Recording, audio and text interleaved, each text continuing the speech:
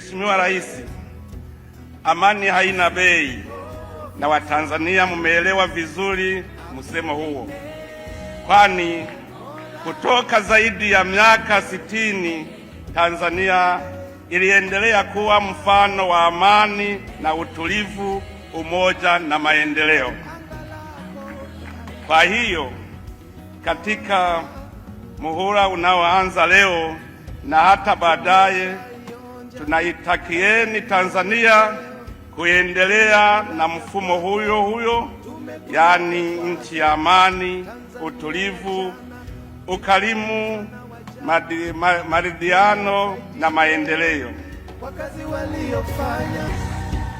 Kwa upande wangu kama rais na kwa niaba ya Warundi wote, ninajitolea kuendelea na miradi ya maendeleo tunayoichangia na Tanzania.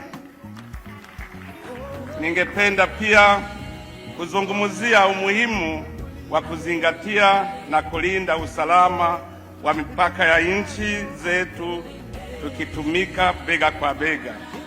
Vile vile ni sharti tuzingatie umuhimu wa kulinda usalama wa raia wetu dhidi ya tisho lolote linaloweza kusababisha vurugu katika kanda letu. Bali mioyo inayoona fahari